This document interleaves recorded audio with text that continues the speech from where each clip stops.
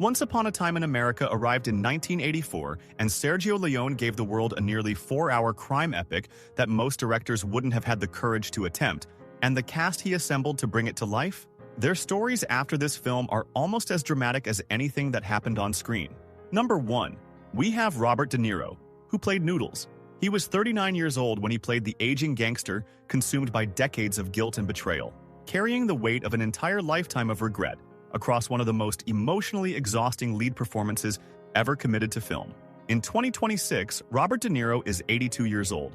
He has been married twice, first to Diani Abbott from 1976 to 1988, and then to Grace Hightower from 1997 to 2018. And at 79 years old, his partner Tiffany Chen gave birth to their daughter, making him a father of 7 at an age that genuinely shocked the entertainment world. He also faced a high-profile lawsuit from former assistant Graham Chase Robinson, who sued him for gender discrimination and was awarded $1.2 million in damages in 2023. Noodles spent a lifetime carrying guilt, and De Niro has never exactly had a quiet life either. Number 2, we have Tuesday Weld, who played Carol. She was 39 years old when she played the tough and damaged woman caught inside a world of crime and compromise that swallowed everyone around her, bringing a raw and unsentimental quality to the role that matched the film's unflinching tone and reminded everyone watching how criminally underrated she had always been. In 2026, Tuesday Weld is 82 years old. Then her life story starts long before this film and is genuinely one of the more remarkable in Hollywood. She suffered a nervous breakdown at age 9, struggled with heavy drinking by 11, and attempted suicide at 12, all while working as a child model and actress. She married 3 times, to screenwriter Claude Hartz from 1965 to 1971, then to actor Dudley Moore from 1975 to 1980, and finally to concert violinist Pinchas Zukerman from 1985 to 1998. Carol was shaped entirely by the world around her, and Tuesday Weld was already a survivor long before the cameras rolled. Number 3, we have James Woods, who played Max. He was 35 years old when he played Noodles' brilliant and treacherous best friend, whose betrayal forms the devastating core of the entire film. A performance so sharp and controlled it stands as one of the most memorable villain turns in American cinema. In 2026, James Woods is 78 years old. His post-film career included acclaimed work in Salvador, Ghosts of Mississippi, and Casino. But in recent years, he became far better known for his outspoken conservative views on social media, which he claims led to him being effectively blacklisted by Hollywood. He has been married 3 times, to Catherine Morrison from 1980 to 1983, Sarah Owen from 1989 to 1990, and Sarah Miller, whom he married in 2021. He also faced a notorious lawsuit involving actress Sean Young in the late 1980s, a messy public dispute that kept both their names in the tabloids for months. Max betrayed everyone, and James Woods has never stopped starting arguments. Number 4, we have Joe Pesci, who played Frankie. He was 39 years old when he played the volatile and unpredictable gang member whose crackling, dangerous energy gave the film some of its most tense moments, even though at this point his truly iconic roles in Goodfellas, Casino, and My Cousin Vinny were still just waiting around the corner. In 2026, Joe Pesci is 83 years old. His personal life has seen its share of chaos, with 3 marriages and divorces over the years, and a particularly public engagement to model Angie Everhart in 2007 that fell apart after just 1 year. His most dramatic off-screen story came through his ex-wife Claudia Harrow, who was convicted and imprisoned for conspiring to have her next husband murdered. A genuinely shocking headline that kept pulling Pesci's name into the news, despite him never being implicated in any way. Frankie was the loose cannon of the group, and Joe Pesci's real life was never exactly short on drama.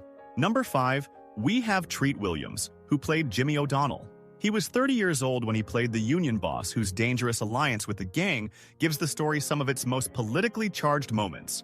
A performance that showed the commanding dramatic presence that made him one of the quietly respected actors of his entire generation. In 2026, Treat Williams would have been 74 years old. After this film, he built an impressive body of work through Prince of the City, Dead Heat, and the long-running drama Everwood, where a beloved role introduced him to an entirely new audience for several seasons. In his personal life, he married Pam Van Sant in 1988, and the two built a deeply private and stable life together in Vermont, raising 2 children far from the Hollywood spotlight, which by all accounts was exactly where he wanted to be. Tragically, Treat Williams passed away on June 12, 2023, following a motorcycle accident, and the outpouring of tributes from across the industry was immediate. Number 6, we have Danny Ayello, who played Police Chief Ayello. He was 49 years old when he played the morally compromised police chief entangled in the same corruption surrounding the film's central characters, a performance built on the grounded authority that made him one of the most reliable and beloved character actors in American cinema. In 2026, Danny Ayello would have been 93 years old. His career grew stronger after this film, earning him an Academy Award nomination for Best Supporting Actor for Do the Right Thing in 1989, a role many still consider his finest, and one that cemented his place in film history permanently. In his personal life, he was married to Sandy Cohen from 1955, right until his death, a devoted partnership of over 60 years and 4 children that his colleagues always admired deeply. He had a light-hearted public moment recording an answer song responding to Madonna after featuring in her Papa Don't Preach music video. He passed away on December 12, 2019, at 86 years old. Number 7, we have Bert Young, who played Joe.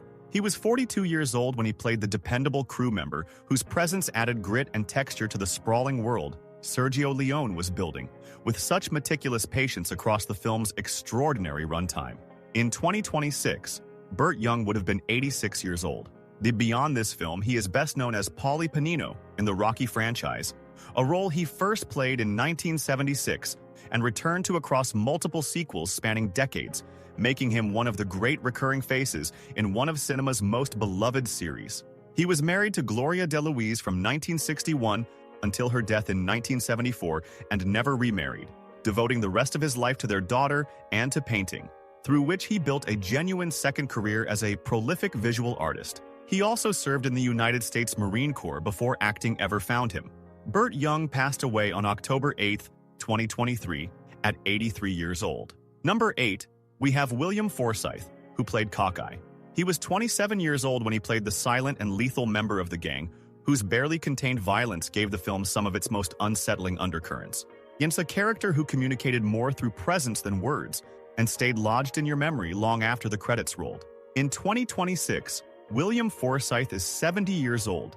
After this film, he built a long career playing dangerous characters in The Rock, Raising Arizona, and the acclaimed series The Cape, becoming one of those faces audiences instinctively associate with menace the moment he appears on screen. He has been linked to various partners over the decades, but has never publicly confirmed any relationship or discussed his romantic life in interviews, keeping everything about his personal world completely sealed away from the press throughout 4 decades in the industry. Cockeye never needed words, and Forsythe rarely wastes them. Number 9, we have James Hayden, who played Patsy. He was 28 years old when he played the young gang member whose addiction storyline brought painful vulnerability to the film's otherwise hardened world. A performance that drew on something deeply real and gave the whole film one of its most heartbreaking threads.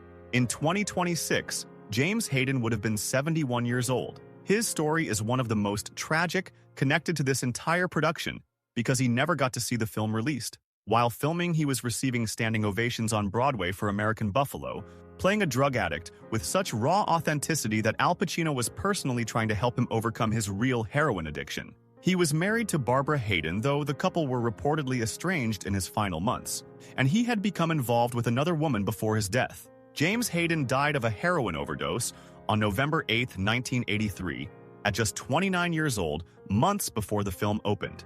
Number 10, we have Darlan Flugal, who played Eve. She was 28 years old when she played Eve, the woman deeply connected to Noodles, whose quiet emotional presence ripples through the story in ways that only become fully clear once you understand the complete shape of what Leone was building across the film's extraordinary runtime.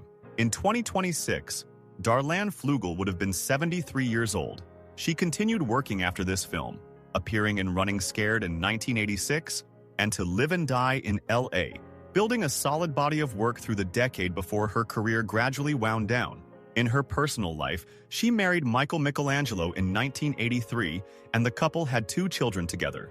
Staying married for over 2 decades before parting in 2004. Tragically, she was diagnosed with early-onset Alzheimer's disease in her 50s and passed away on December 15, 2017, at just 64 years old. A heartbreaking end to a life that deserved far more time. Number 11, we have Larry Rapp, who played Fat Mo. He was 34 years old when he played the deli owner and childhood friend who becomes the emotional bridge connecting the film's past and present timelines, a role that required him to anchor the most delicate narrative transitions with nothing but quiet loyalty and genuine feeling. In 2026, Larry Rapp would have been 76 years old. Despite delivering one of the most memorable supporting performances in the film, he appeared in very few other productions throughout his career, remaining a near-mystery figure in Hollywood terms and becoming a cult figure among devoted fans who always wanted to know more about the man behind Fat Mo. Very little public information exists about his personal life or romantic relationships, and he maintained a profile so low across the decades that his passing on January 18, 2011, at 63 years old, barely registered beyond the devoted community of people who loved this film. Number 12, we have Richard Bright, who played Chicken Joe. He was 45 years old when he played Chicken Joe, bringing the kind of weathered authenticity that only a character actor with decades of experience can deliver to even the smaller roles in a film of this scale. A face audiences already recognized from The Godfather that made every scene feel more grounded the moment he appeared. In 2026, Richard Bright would have been 88 years old. He was married to actress Rutanya Alda from 1977 right until his death, a long and devoted partnership that produced one son and gave both of them a stable personal foundation through decades of working in one of the most unstable industries imaginable. His death was as sudden and shocking as any Hollywood story. Struck and killed by a tour bus while crossing a street in Manhattan on February 18, 2006, at 68 years old, with the driver initially cited for failing to yield. By the way, if you're watching this and thinking, I wish I had someone to talk about these shows with, I actually built a place for exactly that. It's called Hollywood Echoes. It's a free community I created for people like you and me, classic movie and TV show lovers who just can't let the golden era go. Link is in the description. Come introduce yourself. I read every single one. Anyway, back to the video. We have Elizabeth McGovern, who played Deborah. She was just 21 years old when she played Deborah, the beautiful and ambitious young woman whose rejection of noodles sets in motion a chain of longing and loss the entire film is built around. A performance of remarkable poise for someone so young, stepping into a production of this scale. In 2026, Elizabeth McGovern is 63 years old. Her personal life had its own dramatic chapter when she became famously engaged to Sean Penn after meeting him on the set of Racing with the Moon that same year, before eventually calling it off. She found lasting love with British director Simon Curtis, marrying him in 1992 and raising 2 daughters in a stable and devoted partnership. Her career found a remarkable second act through Downton Abbey as Cora Crawley, a role that made her a household name all over again with an entirely new generation of viewers. Deborah chose a different life, and Elizabeth McGovern built a beautiful one. Number 14, we have Olga Carlados, who played the woman in the puppet theater. She was 34 years old when she appeared in this atmospherically charged role, in a film where even the briefest appearances carry weight, and audiences already recognized her from a very different context, having become infamous 4 years earlier for one of the most shocking moments in horror history in Lucio Fulci's Zombie.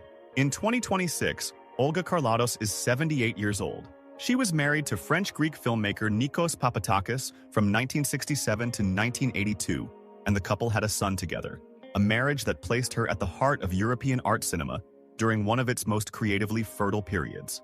What makes her story genuinely extraordinary is what came after acting entirely. She retired from film in the early 1990s, studied law, moved to Bermuda, and eventually became a Supreme Court justice there, one of the most remarkable career pivots of anyone connected to this entire film.